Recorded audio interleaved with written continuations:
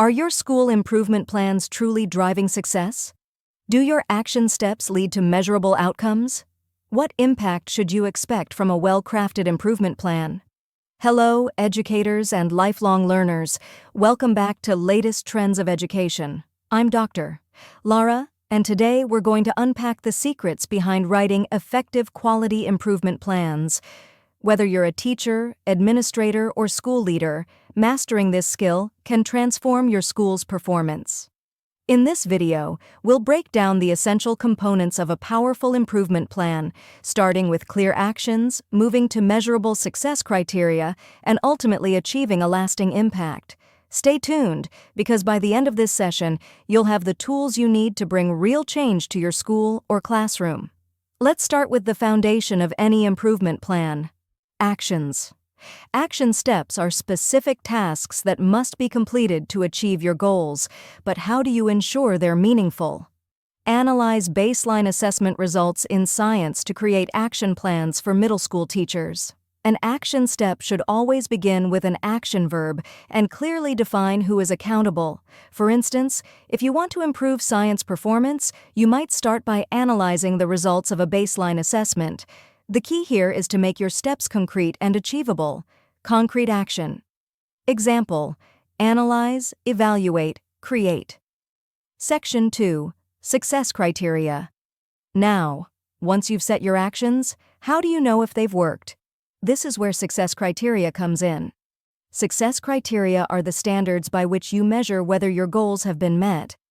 10% of middle school teachers develop map-based action plans by October 2022. Your success criteria should be linked to real data and be time-bound. For example, by October, 10% of teachers should have created action plans based on map data. This ensures you're measuring progress, not just effort. Success criteria equals time-bound plus data-driven. Section 3. Timeline. Next up is the timeline. It's important to set realistic start and end dates for your action steps. This helps keep the process on track and allows for regular checkpoints to monitor progress. Start: September. End: October. Action: analyze science baseline assessment results. When planning your timeline, consider the resources available and how much time is required for each step. Remember to be specific and use checkpoints to stay on course. Plan, check, and adjust. Section 4. Artifacts. Let's move on to artifacts. Artifacts are the evidence you'll collect to prove that your actions have been completed and are making a difference. These can be in print or electronic form. Things like lesson plans, assessment reports, or feedback surveys.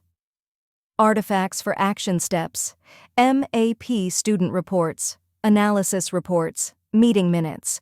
Collecting the right artifacts not only helps you track progress, but also gives you concrete evidence to back up your success. Section 5. Impact. Finally, we have impact.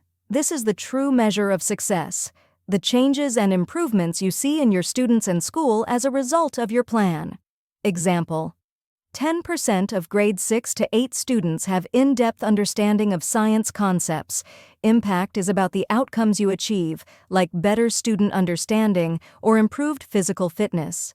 It's not just about teacher actions or student work. It's about the lasting difference in learning outcomes. Impact equals lasting change. Conclusion. So there you have it, the key components of a quality improvement plan: clear actions, measurable success criteria, realistic timelines, supporting artifacts, and impactful outcomes. By following this structure, you'll be well on your way to creating meaningful improvements in your school.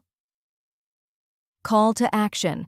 If you found this video helpful, make sure to subscribe to Latest Trends of Education for more insights on educational strategies and trends. And don't forget to hit the notification bell to stay updated on our latest content. Thanks for watching.